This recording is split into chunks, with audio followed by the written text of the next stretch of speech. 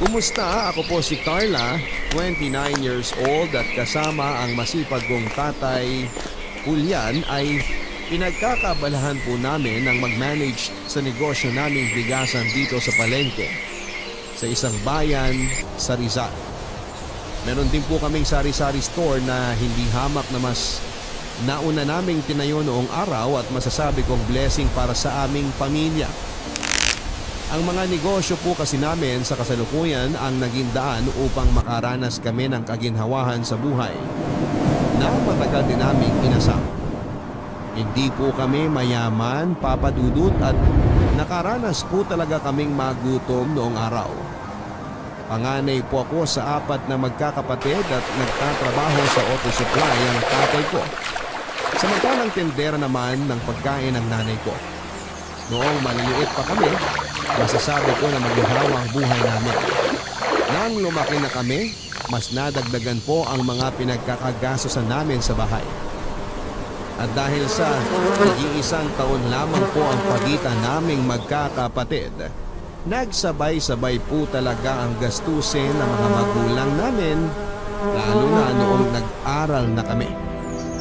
Kaya nga bata pa lamang ako, papadudot, ay inobliga na po ako ng nanay ko na sumama sa kanya sa pagtitinda. Sa edad ko noong 10 taong gulang ay naranasan ko ng gumising ng madaling araw para maghango ng mga tanim naming talbos ng kamote na ibinebenta namin sa palengke. Naranasan ko ring mabilad sa araw at maulanan habang naglalako. At kahit na may pagkamahiyain ako ay nagagawa kong kapalan ang mukha ko para makabenta. Kapag hindi naman po kami nagtitinda, ako po ang nakatoka para alagaan ang mga nakababata kong kapatid. Kaya nga masasabi ko na maaga akong na-expose sa realidad ng buhay namin. Mulat po ako sa kahirapan at alam ko rin po ang pakiramdam noon.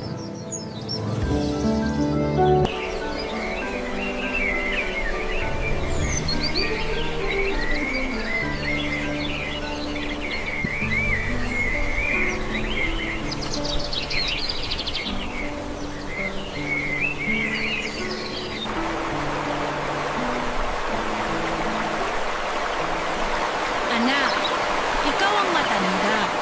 At bilang panganay sa inyo, sino na lang aasahan kung tutulong sa akin dito sa bahay natin? Ikaw lang, dahil maliit pa ang mga kapatid mo. Ay. Opo, Nay! Opo, nay ka dyan. Naiintindihan mo ba ang mga sinasabi ko? Tandaan mo, para sa'yo naman lahat to. Hindi para sa akin. Saka tigil-tigilan mo na rin kasi ang pagrereklamo kapag sinasama kita sa pagtitinda sa palengke, na? Ang kulit mo kasi. Napipikon lang ako sa'yo. Masyado po kasi maaga yung gising natin, Nay. Naantok pa po ako noon. Aba, kailangan maaga ka magising para makabenta ka ng marami. Tandaan mo, daig ng taong maagap ang taong masipag. Sa pagnanegosyo, hindi ka dapat tanghali bumabangon. Ilang beses ko na bang sinabi sa iyo tungkol dyan? Hindi talaga pumapasok dyan sa kokote mo, no? Puro ka kasi laro. Pero di po ba habang bata, dapat naglalaro naman talaga? Bata pa po ako, Nay. Di ba po ako matanda katulad nyo? Sinong matanda? 33 pa lang ako, no? 10 years old pa lang po ako. Dami talagang alam nitong batang to, oo. Kanino ka ba nagmana? Ay, baka po si tatay na yan. Pagbubuksan ko lang po siya ng pinto, Nay.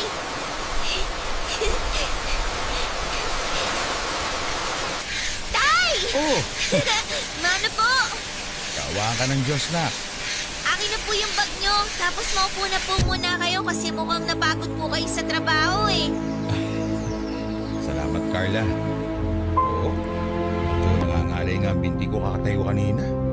Dami kasi naming customer. Hindi ako maganda o gaga.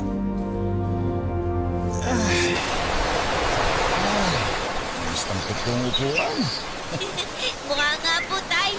Sarap ng upo nyo eh. Nagmana talaga sa'yo yung panganay mo, Julian. Yung may sinasabi ako, may sagot din siya. Oh, totoo bang sinabi ng nanay mo, ha? Sinasagot mo na naman ba siya? Si nanay po kasi, ang dami-dami na namang sinasabi. Ako pa maraming sinasabi, ha?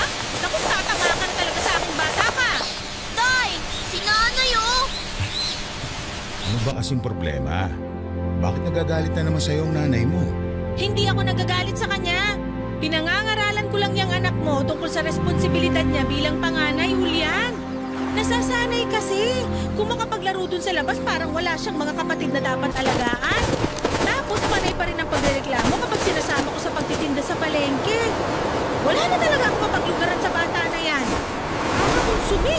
Parang gusto ko na lang ibalik sa tiyan ko. Anak, hindi mo dapat sinasagot ang nanay mo kapag pinagsasabihan ka niya.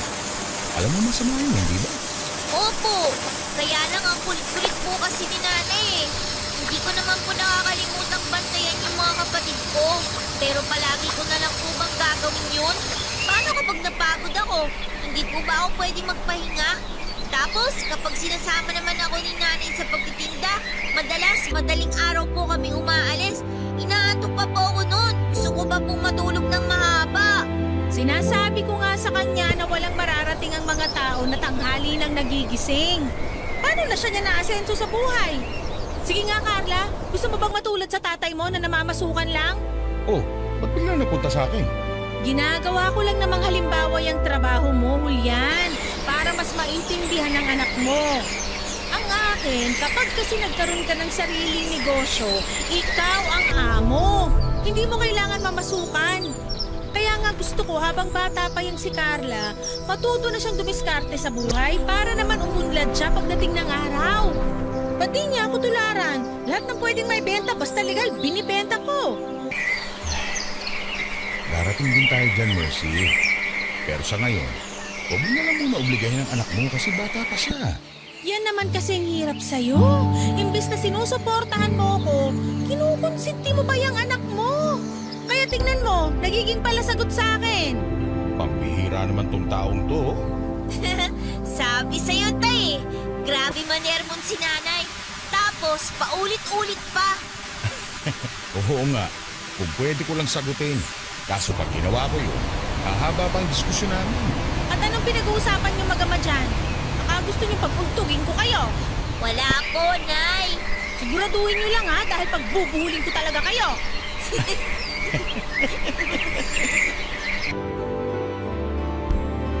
Papadudot istrikta po si Nanay Mercy, pero hindi naman po siya masamang ina dahil mahal na mahal niya po kami. Subong Cebu siya at lumuwas lamang sa Maynila pagka-graduate ng high school para magtrabaho. Sa Maynila na rin po sila nagkakilala ng tatay Julian ko na galing naman ng Davao. At nang dumating na nga po kami ng mga kapatid ko sa buhay nila, napadpad kami sa Rizal at dito na tumira. Mataas po talaga ang pangarap sa buhay ng nanay ko at yon ay ang magkaroon kami ng sariling negosyo. Isa rin sa mga priority niya ay ang makatapos kami ng pag-aaral ng mga kapatid ko at magkaroon ng sarili naming bahay. Nangungupahan lang po kasi kami noong araw bago sila nakakuha ni tatay ng lupa sa isang squatters area na pinatayuan namin ng barong-barong. Palagi po sa akin sinasabi ng nanay ko na aasenso lamang ang isang tao kapag marunong siyang magnegosyo. Kaya nga binig ko talaga ako sa kanya dahil napakakahina niyang naitinda na tulad ng mga lutong ulam, karne ng baboy, gulay, isda at mga damit. Basta legal yan, papadudot, hindi po inaatrasan ng nanay ko. Kaya lang, halos lahat po yun ay panandalian lamang dahil inuutang lang niya ang puhunan. Lugi pa dahil sa pagbabayad lang sa mga inuutangan niya na pupunta ang tubo. Pero sa kabila ng lahat ay hindi marunong sumuko ang nanay ko. Palagi po niyang sinasabi noon na kapag hindi umubra ang plan A, dapat meron kang plan B. Hanggang sa pinakadulo ng alpabeto para wala raw akong dahilan na mabigo sa mga pangarap ko.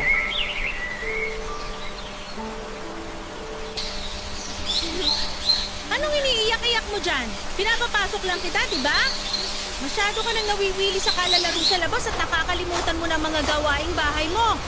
Hindi mo na nga ako tinutulungan sa pagbabalat ng saging para sa lulutuin kong bananak yung napaninda natin. Tapos, ang hirap mo pang utusan kapag tinatawag ka? Ano ba naman yan, Carla? Hindi ka na ba talaga maaasahan? Gusto mo ba talaga yung nasasaktan ka bago mo ako sundin eh? Ngayon na nga lang po ako lumabas eh. Nagagalit pa kayo. Abay, sino di magagalit? Sige na. Ang iingay ng mga kapatid mo, hindi ko masaway dahil abala ako sa mga paninda natin. Ikaw na lang itong inaasahan kong tutulong sa akin. Tapos ikaw din tungkol sa misyon? Ano ba naman yan? Nakakaintindi ka naman, di ba? Bakit kailangan ko pang ulit-ulitin ang pagpapaalala sa'yo? Kailan ka ba talaga matututo? Kapag wala na ako? Siguro nga po dapat mawala na lang kayo. Para wala na nag-uutos at nagagalit sa akin. Anong sinabi mo? Bastos ka! Napakagaling ng bibig mong bata ka? Saan mo natutunan ang pagsagot-sagot ng ganyan? Ha? Oh, ano nangyayari dito? Mahal, ba't umiiyak ang anak natin? Bago mo kampihan yung batang yan, alam mo ba kung anong sinabi niya sa akin? Sana daw, mawala na lang ako para wala na rin nagagalit at nag-uutos sa kanya! Carla, totoo bang sinabi ng nanay mo? Alam mo masama yun. Ikaw na kumausap dyan sa anak mo, Julian! Dahil baka lalo ko lang yan masaktan! Pambihirang buhay naman to! Oh. Ang gusto ko lang naman, tulungan niya ako rito sa bahay at sa pag-aalaga sa mga kapatid niya. Tapos sasagutin niya lang ako ng ganyan? Kuminahon ka lang kasi muna, mahal. Hindi naman siguro sinasadya ni Carla ang mga sinabi niya. Anong hindi sinasadya? Kung ganon, paano niya nasabi yun ng dire-diretso at hindi kumukurap ang mga mata? Ay, nako.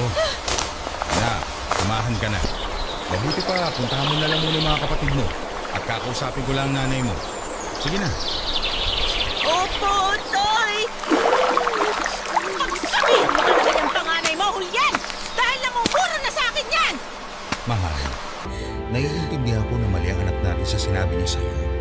Pero hindi naman niya yung sinasadya. Siguro nadala lang siya ng sitwasyon kaya nakapagbito siya ng mga ganong salita. Intindihin mo na lang sana dahil bata pa siya. Ay, ewan ko sa'yo, Julian! Nasasabi mo lang yan kasi wala kang kaalam-alam sa mga pagod ko rito sa bahay. Kumpara naman kasi dyan sa trabaho mo, di hamak na doble, baka triple pa yung ginagawa ko rito. Hindi naman siguro tayo na naman tayo ng hirap, mahal. Pare-pareho naman tayo nakakahirap. Imbis na pairali natin ang init ng ulo, masabaan pa natin ang pasensya natin. Tayo-tayo lang din pamilya magtutulungan. Habaan daw ang pasensya? Palibasa di mo alam na lagpas na sa Sierra Madre ang pagpapasensya ko dyan sa panganay mo. Kaya nga ka ako kausapin mo. Hindi na yata yan marunong makinig sa akin eh. Lalo ka hindi susundin ng anak mo pag palagi ka nagagalit.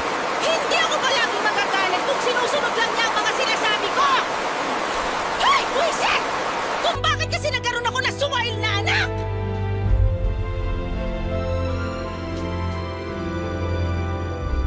Hindi naman po talaga ako mabait na bata noon, Papa Dudut. Aminado ako na may pagkaswail din ako at palasagot. Kaya nga madalas ay nagiinit ang ulo sa akin ng nanay ko at napapalo niya ako.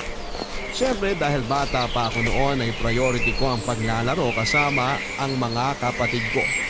At hindi ang mga gawaing bahay o pagsama sa mga lakad sa tuwing nagtitinda siya.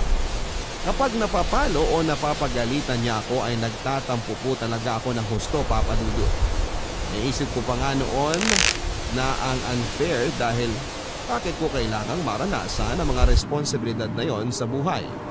Samantalang dapat ay nag-relax ako at naglalaro kagaya ng mga kapatid ko.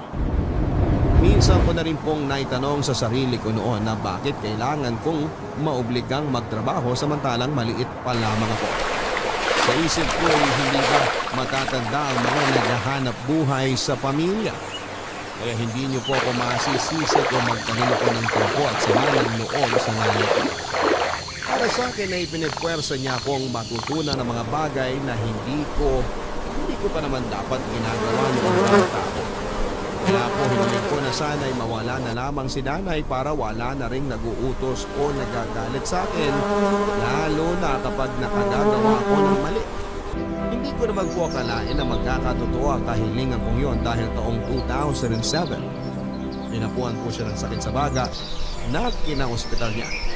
Kitang-kita ko po kung paano siya dumura ng dugo at mabilis na ng hina noon. Pagkatapos, 4 na araw lang po ang tinagal ni nanay sa ospital bago siya pinawian ng buhay. 14 anyos ako nang mamatay si Nanay Papa Dudut. Ni hindi pa nga ako nakakagraduate sa high school at bata pa rin ang mga kapatid ko. Wala po kaming kaalam-alam na paano mabuhay dahil biglaan po ang nangyari. Kumbaga naiwan kaming nangangapa ng tatay ko at ng mga kapatid ko. Siyempre, 4 pa kami noon at maliliit pa. Ibig sabihin mag-isa na lamang kaming bubuhayin ni tatay. Malaking dagok po yun para sa aming pamilya dahil walang-wala talaga kami, lalo pagkatapos ng libing ni nanay. Bilang panganay, saksi po ako kung paanong umiyak habang hinahanap ng mga kapatid ko ang nanay namin. Samantalang si tatay naman kahit na anong tago niya sa mga luha niya. Naririnig ko pa rin ang hukli niya tuwing gabi. Sa kabila ng lahat ay nagpatuloy pa rin po kami sa buhay. Kahit naman paano nandyan yung iba naming kamag-anak para alalayan kami upang makapagsimula ng paunti-unti.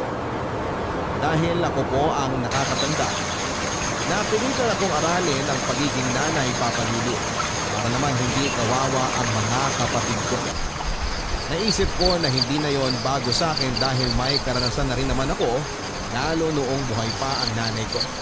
Natuto po akong tumayo sa sarili kong mga paa dahil kung hindi ko po yung gagawin, ay pareho kaming pupulutin sa kangkungan.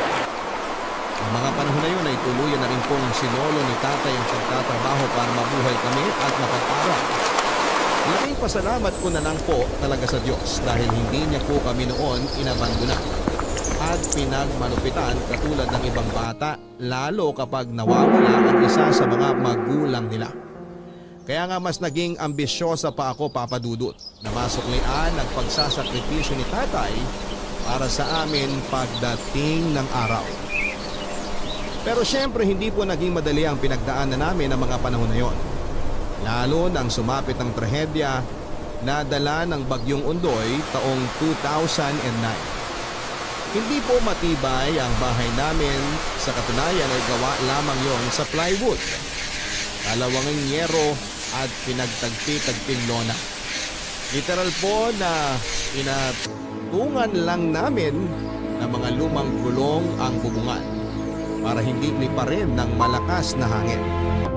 Pero dahil sadyang mas malakas po ang maraming ulan na dala ng bagyo ay mabilis na tumaas ang tubig sa lugar namin, dahilan para umabot na yon sa mga kabahayan.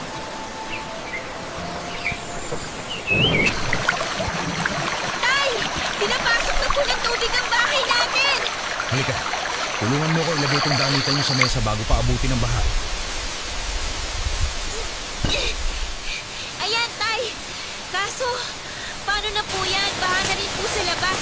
At saka mukhang wala na po planong tumigil ang ulan. Kaya nga dapat yung gawin ng mga kapatid mo, mag-ipake na kayo ng mga damit at gamit. Hindi na tayo pwedeng dumito sa bahay na to. Walang kasiguruhan kung kailan titigil ang bagyo. Pero, paano na lang po yung iba nating mga gamit? Yung mga uniform po namin, yung libro, tsaka yung mga notebook. Naku naman! Yan ang nga pong sinasabi ko eh. Tignan nyo tayo. Basag-basa na po itong mga notebook ko sa school. Naku, yung mga sapatos po namin, Tay. Pati yung mga bag. Ano ba naman yan? Uunahin mo pa ba yan kaysa sa pinagagawa ko sa'yo? Ano ba, Carla? Kailan ba makikinig sa mga sinasabi ko? Nakikinig naman po ako. Pero nangihinayang din ako sa mga gamit ko na nabasa. Tay, kailangan po ba talaga natin kumalis ng bahay? Wala tayong pagpipilian dahil hindi naman matibay ang bahay natin. Tingnan mo yung bubong sa ng kusina. Halos bumigay na. Gusto mo ba talagang tuluyang bumagsak yun bago ka kumilos dyan? Eh kung bakit naman kasi kailangan pang bumagyo eh? Gawin mo na lang ang mga sinasabi ko kaysa magreklamo ka dyan. Importante ang bawat minuto. Huwag mo aksayahin. Sabihin mo na mga kapatid mo sa labas. Malamang sa lakas ng boses nyo, narinig na po nila. Ah! Yan ang nga ba sinasabi ko? Sa sobrang kalawangin ng yero natin, bumigay na. Teka nga, pupuntahan ko't baka may kung anong nabagsakan. Tay, ano ba? Bumalik na kayo rito! Titignan ko lang kung ano yung nabagsakan. Baka may maisalba pa ako. Ah! Ay, buwisit tong bagyo na to. Tay naman! Huwag na kasi kayong pumunta dyan! Hayaan nyo na lang po yung mga gamit natin dyan! Mas mahalaga na makalikas na tayo dito! Di ba? Sinabi nyo, importante ang bawat minuto. Kaya halina po kayo! Halina po kasi kayo! Diyos ko! Saan naman humupa na ang bagyo? Sira na po ang bahay namin at basa na rin ang mga gamit namin. Saan na lang kami pupulutin ng mga anak ko pagkatapos nito? Tay, ano ba? Tara na po kasi! Wala na po tayo magagawa. Mas mahalaga po na makaligtas tayo kaysa naman pare-pareho po tayong malunod at mamatay. Nakahanda na po yung mga gamit na dadalhin natin. Inaantay na po tayo ng mga kapatid ko sa labas. Marami na rin po tayong mga kapitbahay na umalis sa mga bahay nila. Tayo na lang po hinandito, Tay! Ipagdasal na lang po natin na sana puminto na rin ang bagyo at huwag na pong tumaas ang tubig. Dahil yun na lang po talaga ang magagawa natin sa ngayon. Sana nga, anak. Kasi ito na lang bahay natin ang meron tayo. Huwag naman sana pati ito mawala pa rin sa atin.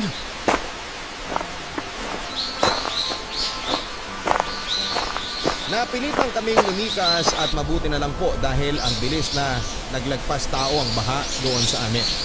Pansamantalang nanirahan sa evacuation center at hindi po namin nakasama ng matagal si tatay doon, Papa Dudut. Dahil pagkalipas ng ilang linggo, buwaba ng kaunti ang tubig baha at nagdesisyon siyang umuwi sa bahay namin para tingnan kung may maisasalba siyang gamit. Tapos nagkasundo po kami na sa bahay na lang muna siya upang mag-ayos doon ng mga nasira at magbantay ng ilang pa naming gamit habang ako naman ang nakatokang tumingin sa mga kapatid ko sa evacuation center. Umuwi po ako noon sa bahay namin para dalhan ng pagkain si tatay, lalo kapag may nakuha kaming ayuda mula sa gobyerno at mga pribadong grupo. Kapadudot isa po yun sa mga pinaka-hindi ko makakalimutang alaala ng kabataan ko dahil naranasan ko pong maging desperado para lamang makakuha ako ng ipanlalaman ng tiyan namin. Nandyan yung kaliwat kanan ng mga pila ng relief goods na pinupuntahan para lamang makarami ng bigas, noodles at dilata. Wala po kaming kapera-pera noon at araw-araw naming iniisip kung paano kami makakakain. Kung po namin naranasan ang mga gutom at mauhaw, papadudot. Lalo pat walang katiyakan ng bawat sandali sa buhay namin ng mga panahon na yon. Tay! Tingnan nyo, ang dami ko nakuhang delata. Bigas tsaka noodles. Madami po kasi akong pinuntahan at pinilahan kanina kaya sobra-sobra po itong dala ko. Masyado naman marami itong inuwi mo sa akin. Baka naman wala na kayo makain doon, ha? Huwag po kayong mag-alala, meron po. Tsaka hindi po ba kayo nakikinig? Nakarami po ako ngayong araw. Ang dami ko pong pinilahan, Tay. Pero anak, hindi pa rin magandang gawain yan. Dahil paano na lang yung ibang nangangailangan din? Alalahanin mo, hindi lang tayo ang nasalanta. Hindi magandang gawain naman ng kapwa. Alam ko naman po yun. Pero sa panahon ngayon, mas uunahin ko pa po ba silang isipin? Tsaka hindi po panlalamang ang tawag doon. Diskarte, Tay.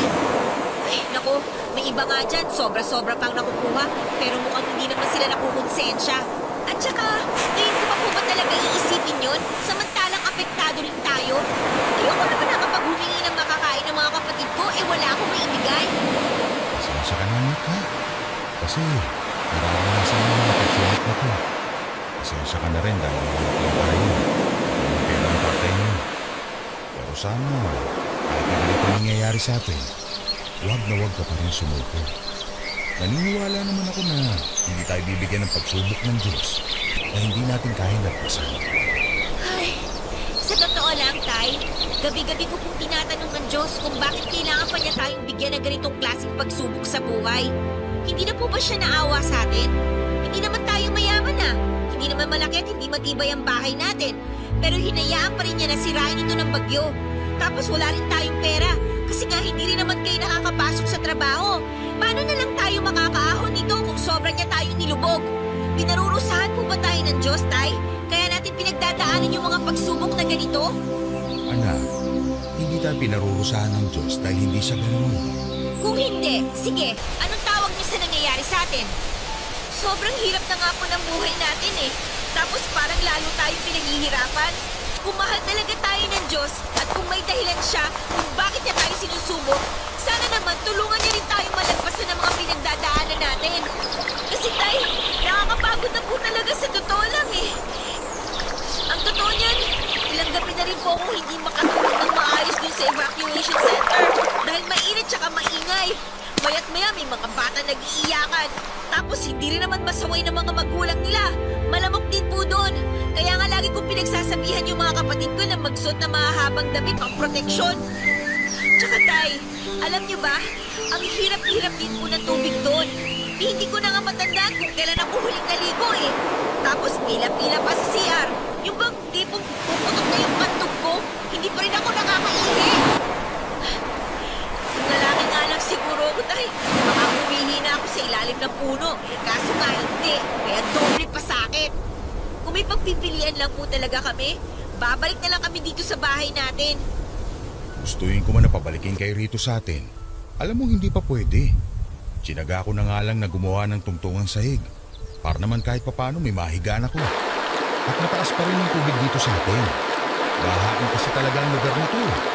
Ang magagawa na lang natin ay maghintay kung kailan bababa ang tubig para makauwi na rin kay Rito ng mga kapatid mo. Kaya na, habang hindi pa nangyayari, kailangan pa natin dagdagan ng pagtitiis. Alam niyo, tay, bilib po talaga ako sa fighting spirit niyo. Kumbaga, nagagawa niyo pa rin po maging positive sa kabila ng mga pangit na sitwasyon. Yun bang tipong hindi kayo nawawalan ng pag-asa na darating din ang mabuting bagay sa buhay natin? Alam mo kasi anak, sa dami ng hirap na napagdaanan ko at napagtagumpayan sa buhay na to, nakabisado ko na yata ang dapat isipin at gawin. Oo, normal na panghinaan tayo ng loob kasi tao lang naman tayo. Hindi sa lahat ng oras matatag tayo. Pero alam mo ba kung ano mga natutunan ko kapag sinusubok tayo? Ano po? Na lumilipas din ang mga bagay-bagay. Ibig sabihin, hindi tumitigil ang ikot ng mundo kahit na dumaan tayo sa mga mabibigat na pagsubok sa buhay.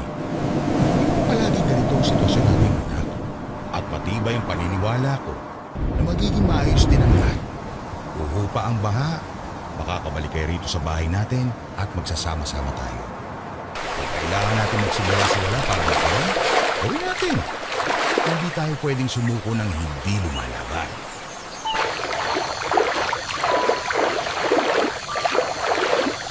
Isa po sa mga ipinagpapasalamat ko ng panahon na yon ay ang positibong pananaw sa buhay ng tatay ko, Papa Dudut.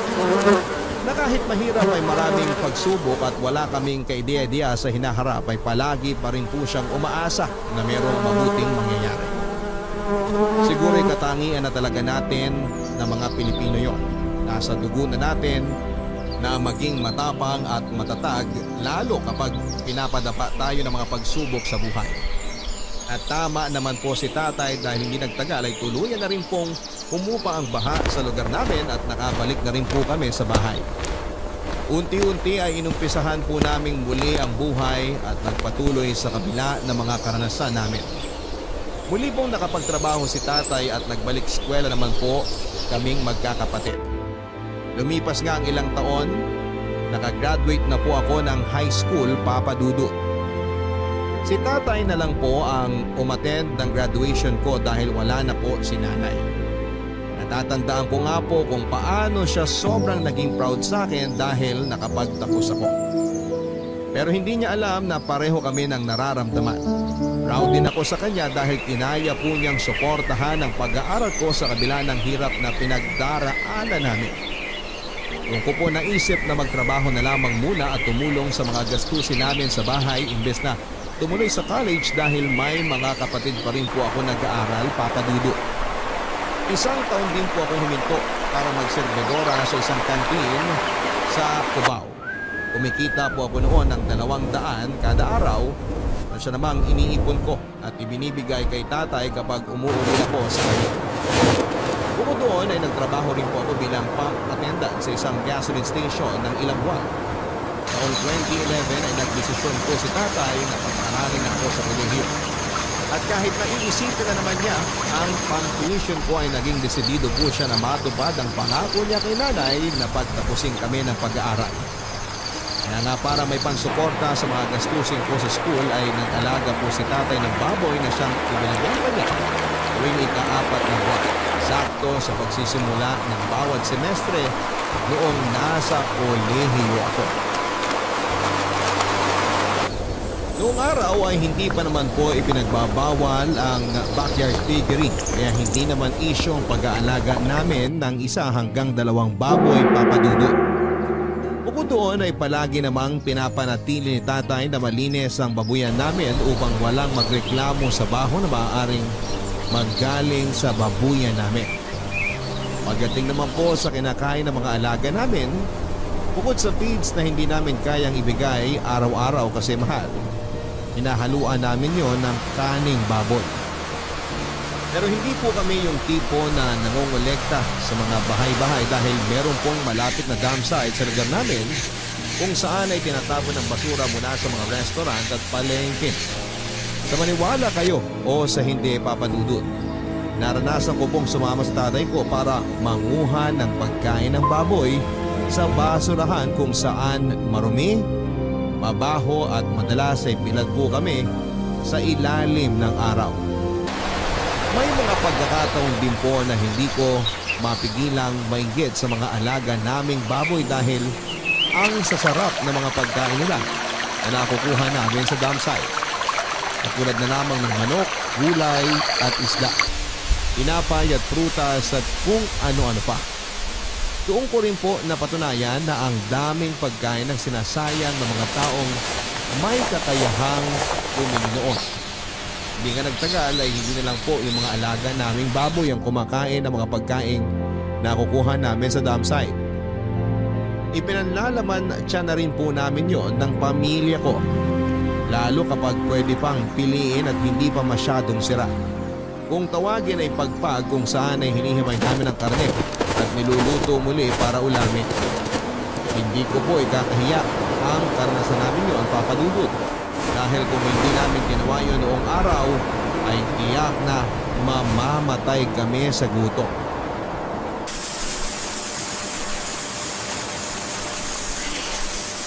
Ayan, malinis pa tong tinapay na to. Pwede pa. Hindi pa naman amoy amag. Ako, sigurado konting init lang to. Tapos bubudburan ko na lang ng asukal. Sasarap na to. Carla, anak! Ay, pating! Ano ba yung ginagawa mo? Nagulat naman ako sa inyo, Tay.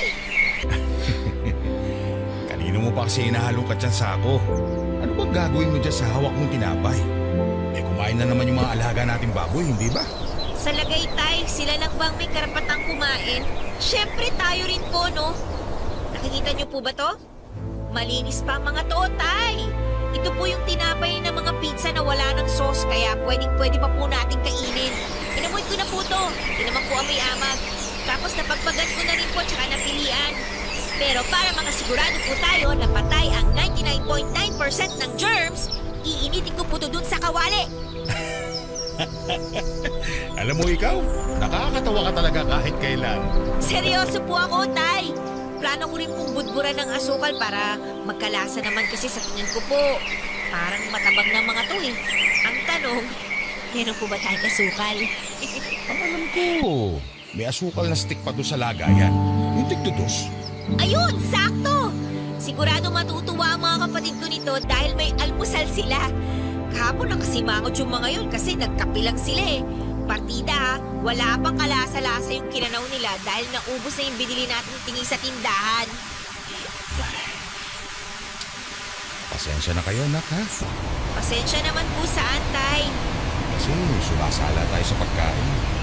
Nararanasan yung magutom. Siguro, kung may extra lang sana tayong pera, makakabili tayo ng sobra-sobra sa kailangan natin. At hindi nyo rin kailangan kumain ng mga napipulot lang natin sa tambakan. Napo, Tay, sa maniwala kayo sa hindi, ayos lang naman po sa amin na kumain ng pagbag. Oo nga, mukhang delikado tsaka pwedeng pagmulan ng sakit. Pero kapag ganito nagdikit tayo at wala tayong pera para bumili ng malinis na pagkain, kailangan po talaga nating magtiis. Tsaka, masarap naman po itong mga nakukuha natin sa tambakan eh. Kala lang ng iba marumi kasi dun nga galing. Pero hindi naman po ito hinahalo sa mga basura na nakokolekta sa mga bahay-bahay. Nakahiwalay naman po ito, di ba? Ibig sabihin, meant to be po talaga na ipanlaman tiyan. Salamat anak. Dahil naiintindihan ng magkakapatid, ang hirap ng buhay natin. Dalangin ko na lang na sana maging ligtas sa anumang uri ng sakit ang mga pagkain na yan. Kung tutuusin, biyaya pa rin yan mula sa Diyos at dapat pa rin nating ipagpasalamat. Tama po kayo. Kapag po dumating yung araw na may kakayahan na po tayong bumili ng malinis na pagkain, hindi ko pa rin po makakalimutan ang lasa ng pagpag. At hindi ko rin po ikakahiya na sabihin naranasan natin kumain ito para may panlaman tiyan. Sana nga dumating yung araw na yun. Yun bang hindi na natin po problemahin kung saan tayo kukuha na makakain? Kaya nga po nag-aaral ako mabuti para kapag nakapagtapos na ako, magkakaroon ako ng disenteng trabaho nang sa ganon kumita rin ako ng maraming pera. Magbilang anghel ka anak. Siyempre naman po, Tay. Pero sa ngayon, tama na po muna ang kwentuhan dahil medyo kumakalam na po yung tiyan ko eh. Kayo po ba, nag-almusal na po ba kayo? Yun nga eh, hindi pa. Eh kung ganun, tara na po. Iinitin ko lang po itong mga tinapay tapos sabay na po natin kainin. Tirahan na lang po natin yung mga kapatid ko kasi baka po umiyak. Puro ka talaga kalokohan. Mana lang po ako sa inyo.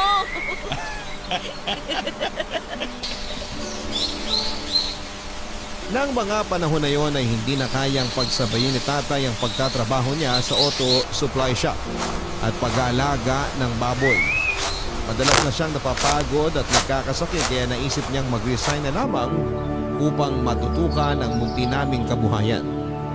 Pumapasok pa rin po ako noon sa school at para matustusan ang baon ko at ang araw-araw namin pambili ng pagkain, hindi na lamang pangunguhan ng kaning baboy ang ginagawa ni tatay sa tambakan. Hindi nangangalaban na rin siya ng mga pwedeng ibenta sa junk shop, Papa Dudut. Siyempre, 4 na buwan pa bago kami kumita sa babuyan namin at madalas sa tuition ko lang po napupunta ang pinagbebentahan namin ng mga baboy, kaya nga kinarin na rin po ng tatay ko ang pamamasura. Yung dump site sa lugar namin ang naging opisina niya. May pagkakataon pa nga na upang makarami siya ng talakal, gabi pa lamang ay inaabangan na niya ang pagtatapon, Papa Dudut. Hindi po niya kami inoobligang tumulong sa kanya pagdating sa bagay na yon dahil ayaw niyang kasanayan namin ang ganong trabaho. Sa halip, sinasabi niya sa aming pag-aaral namin ang atupagi namin upang pagdating ng araw, hindi kami matulad sa kanya na isang basurero.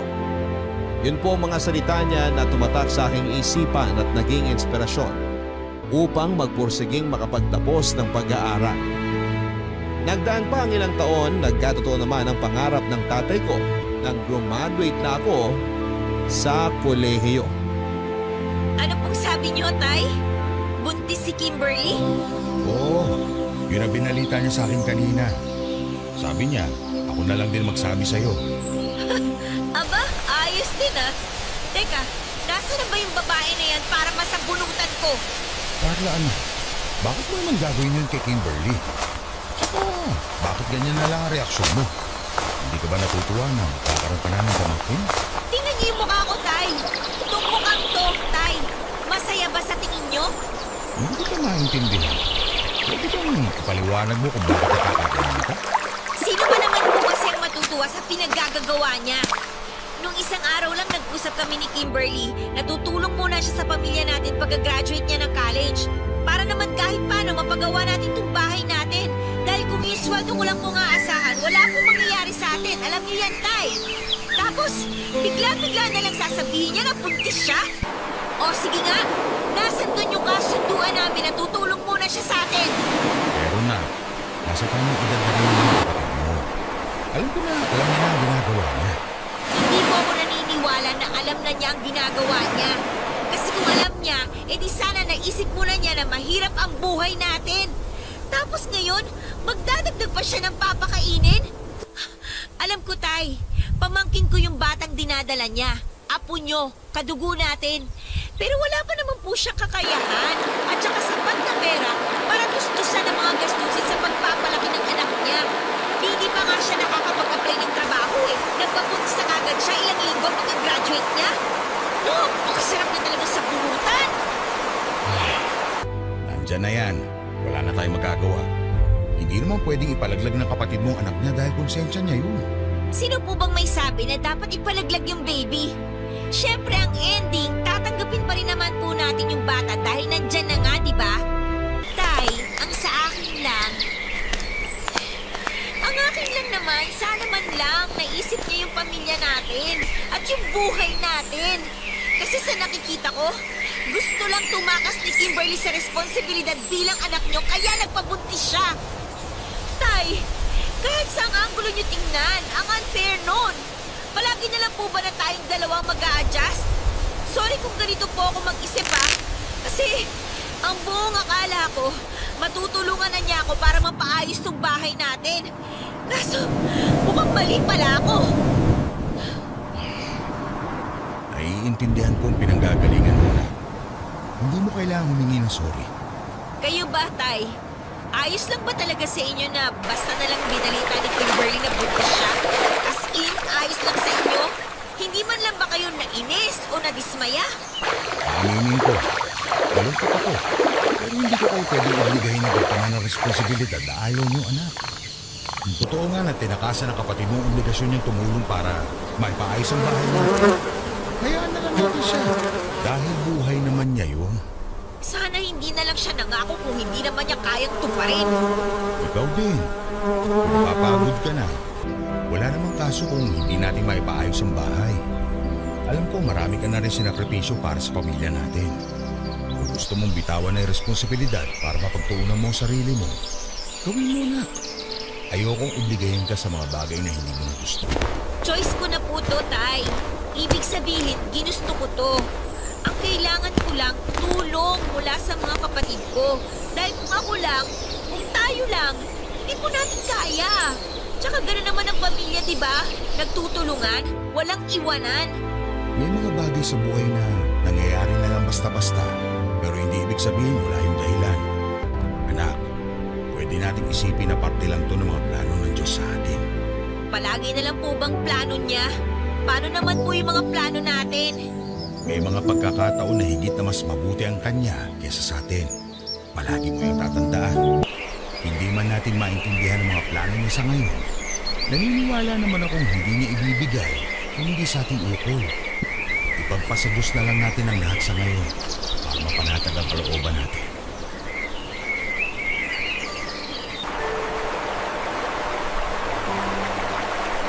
Para sa akin, Papa Dudut, walang karapatan ang kapatid ko na magdagdag ng isa pang pakakainin dahil mahirap na nga ang buhay namin. Tapos gusto pa niyang idamay ang magiging anak niya sa mga kahirapan namin. Bukod doon ay napaka-unfair niya. Alam naman niya na nangako kami noon na tutulungan muna namin si tatay para mapagawa ang bahay namin. Tapos kamukha-mukha at bigla siyang mabubuntis. Yun po ang eksaktong pakiramdam ko ng panahon na yon, Papa Dudu. Kaya hindi ko rin po naitago ang sama ng loob ko para sa kapatid ko. Pero alam ko rin po na hindi ko siya pwedeng kamuhian habang buhay dahil kapatid ko pa rin siya.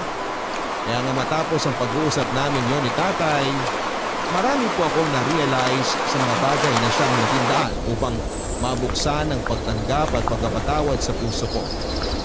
Oo, naggalit ako sa kapatid ko pero hindi lang tagal. Nagkabati rin po kami, Papa Dudut. 24 years old po ako noon at 2 taon na rin simula nang makagraduate sa college, Papa Dudut. Yung unang taon ko ay ginugol ko sa pagiging volunteer sa isang non-government organization habang rumaraket sa mga project-based na trabaho. Naghintay din po kasi ako noon ng response mula sa mga kumpanyang in-applyan ko na may kinalaman sa kursong tinapos ko. Pero bigo pong dumating ang mga oportunidad kaya napilitan akong pumasok sa corporate world. Akala ko kapag nagtatrabaho ka sa opisinang di-aircon at nagsusuot ka ng office attire, magiging asensado na rin ang buhay ko. Pero depende pala yon sa posisyon. At dahil nagkataon na malayo nga sa pinag-aralan ko ang naging trabaho ko, para po akong na back to zero. Minimum wage earner lang din ako. Provincial rate pa kaya kahit na anong pagiging positibo ng tatay ko sa buhay ay hindi ko pa talaga yon may apply sa sarili ko. Malimit din po akong mainggit sa mga kabatch ko na di hamak na mas maunlad na ang buhay. At mas marami nang naipundar ng mga panahon na yon, Papa Dudut. Madalas kong tanong ay nagsisikap naman ako pero bakit parang mailap sa akin at sa pamilya ko ang swerte. Naging hobby ko na nga po ang silipin at usisain ang buhay ng ibang tao na nauuwi lang sa pagka-depress ko at lalo pang pagkadismaya sa sarili.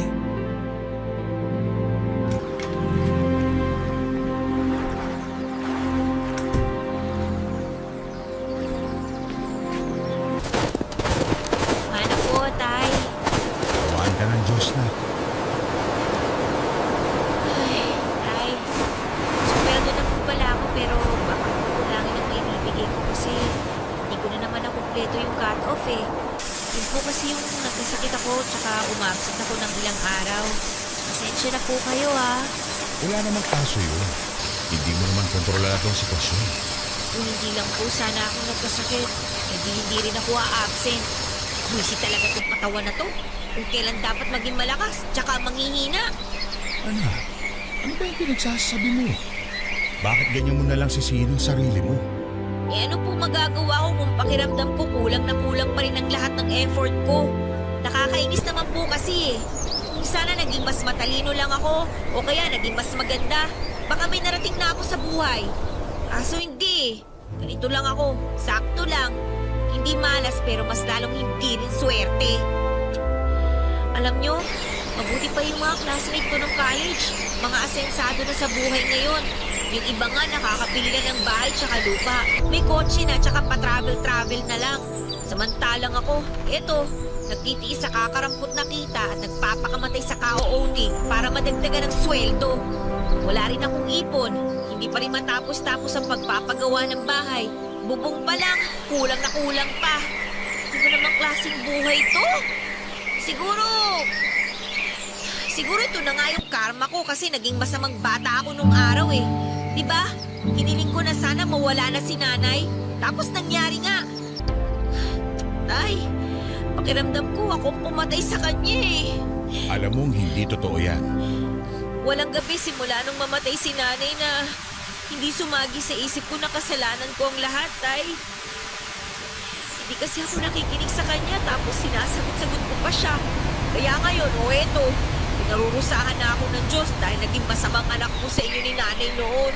Hindi totoo yan. At hindi rin ako naniniwala na pinarurusahan ka ng Diyos. Carla, anak. Oo, maagang kinuha sa atin ang nanay mo. Namatay siya pero hindi mo kasalanan yun. Wala sa atin ang may kontrol ng mga mangyayari. Anong malay natin? Hanggang doon na lang talagang ilalagay ng nanay mo sa mundo. Kaya nga po nagsisisi na ako ng gusto. Kung kaya ko lang ibalik ang nakaraan, hindi na ako magiging suwail na anak. Minsan, tinatanong ko yung sarili ko, galit kaya sa akin si nanay? Hindi galit sa'yo ang nanay mo. Alam ko yun dahil kilala ko siya. Mahal na mahal ka niya. Kayo ng mga kapatid mo. Kaya wag na wag mong iisipin ang bagay na yan. Sa katunayan, alam ko rin na sobrang proud siya sa'yo, anak. Kasi kahit wala na siya, nagtapos ka pa rin ng pag-aaral. Tinupad mo pa rin yung kaisa-isa niyang pangarap para sa'yo at sa mga kapatid mo. Kahit na mahirap, inalagaan at binantayan mo pa rin ang pamilya natin. Ikaw na yung nagsilbing nanay sa mga kapatid mo, kahit na bata ka pa lang. Carla, hindi ko ito madalas sabihin pero para sa akin, ikaw yung pinaka-the best kong anak. Tay, baka naman kapag nalaman ng mga kapatid ko na may favoritism ka, baka magtampong mga yon. Pantay-pantay ang pagmamahal ko sa inyo. Dami na nanay niyo. Nagkataon lang na espesyal yung sa'yo. Kasi mas mabigat yung responsibilidad at papel na ginagampanan mo para sa pamilya natin. Salamat sa Diyos kasi nagkaroon kami ng anak na kagaya mo. Kaya huwag na huwag mo na ulit mamalitin ang sarili mo. Dahil kung susumahin, malayo-layo na rin ang nararating mo. Pakatandaan mo, may takdang panahon ng lahat ng bagay sa buhay natin para magkatotoo. Kung naunang mangyari yun sa iba, hindi mo nangangahulugan na napag-iwanan ka na. Naiintindihan mo ba? Opo, Tay. Oo, bakit ka naman umiiyak?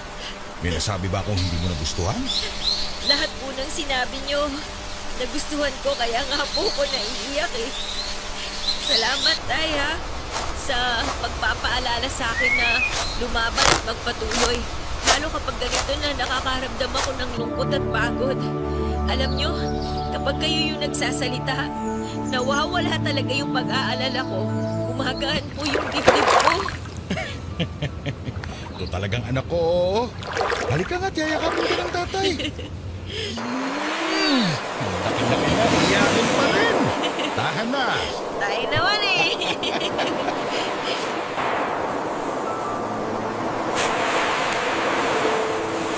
Mahirap po talagang pagtuunan ng sarili nating progreso kapag abala tayong subaybayan ng buhay ng ibang tao. Yun po ang ipinarealize sa akin ng tatay ko, Papa Bubu. Wala na rin pong saysay at hindi talaga ako makakausap kung patuloy ko pa rin pong sisisihin ang sarili ko sa mga bagay na nangyari na. Totoo po na hindi natin kontrolado ang mga pagsubok na ibinabato sa atin ng buhay. Pero wala rin po tayong hindi kakayanin basta kasama natin ang Diyos. Kaya nga kahit mahirap, malubak ang daanan, masalimuot at mabagal, gumigising po ako sa araw-araw dala-dala ang matibay na paniniwala na darating ang takdang panahon na magbubunga rin ang lahat ng sakripisyo namin. Nasa ganun po kaming phase ng buhay namin nang maalala ko ang lahat ng itinuro sa akin ni Nanay Papa Dudut tungkol sa pagninegosyo at diskarte.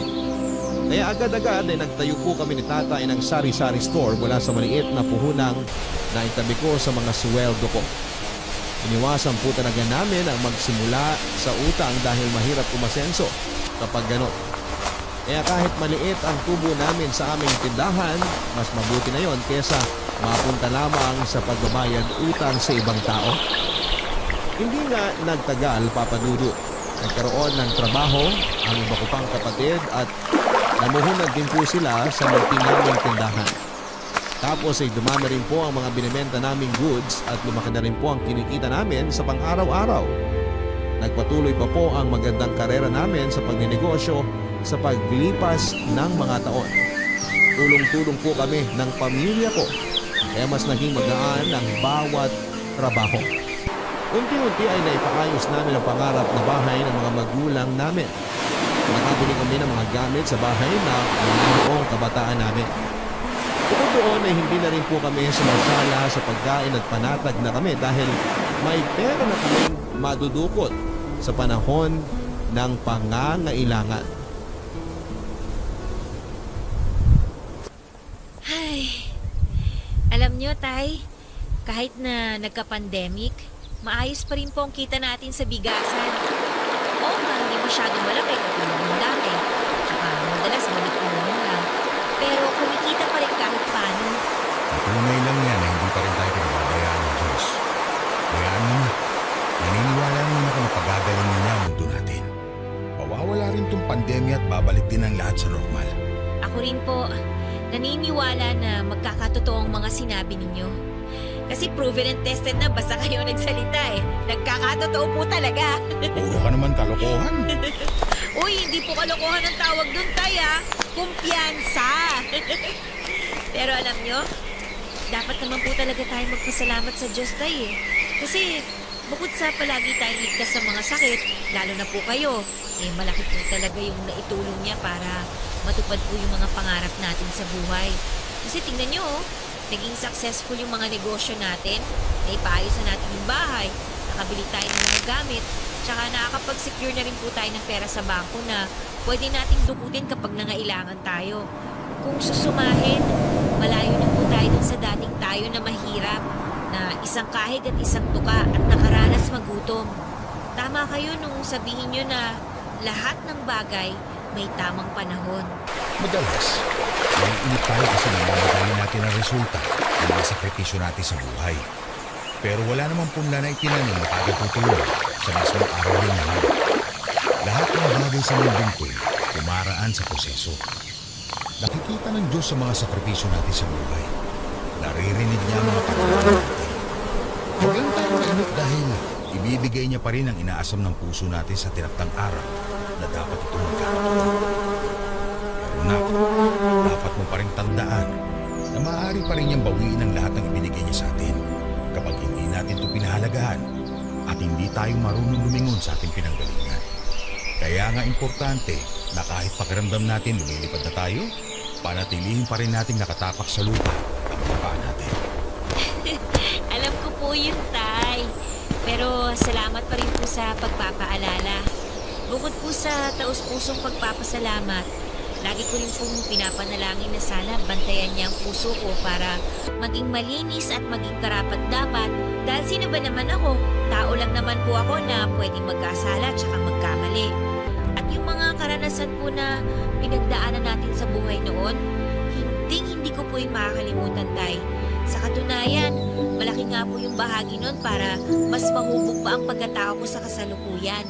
Kung noon, wala akong ibang alam gawin kundi questionin yung mga nangyayari, lalo na kapag hindi ito ayon sa plano ko.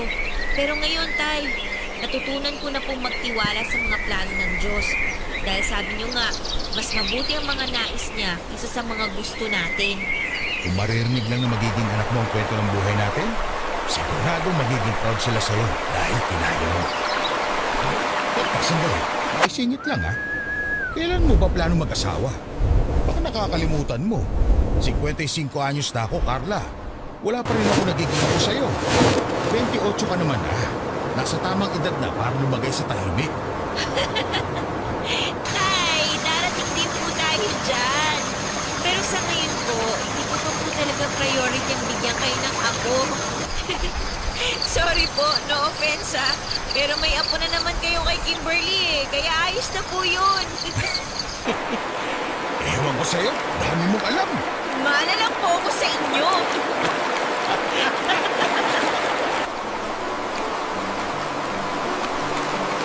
Papadudot walang hanggan ang pagkapasalamat namin ng pamilya ko sa Diyos. Dahil hindi niya po kami pinabayaan, lalo noong panahon na higit namin siyang kailangan.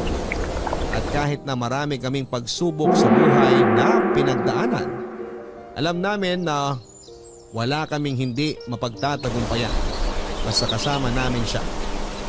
Ito po ang eksaktong pakaramdam ko sa ngayon na sana ay magbigay din ng inspirasyon at pag-asa sa ating mga kabarangay na dumaraan din sa mga mabibigat na pagsubok sa kani-kanilang buhay.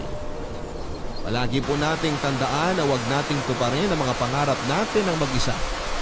Palagi po nating isasama ang Diyos at sigurado lalo niya tayong pagpapanain at bibigyan ng mga pagtatagumpayan. Sa kasalukuyan ay masayang-masaya po ang pamilya namin at nagpapasalamat ng gusto sa mga biyaya at pagpapala na natatamo namin sa buhay na ito. At kahit na may pinagdaraanan tayong pandemya, hindi pa rin po kami nawawala ng pag-asa na isang araw ay gagaling din ang mundo. Hindi pa po rito natatapos ang paglalakbay namin sa buhay na ito, pero tiwala rin po kami na basta sama-sama at nagtutulungan ang aming sambahayan. Wala kaming laban na hindi malalampasan. At ang masasabi ko lang ay araw-araw po tayong lumalaban dahil meron po tayong dahilan. At meron tayong pangarap na gustong matupad.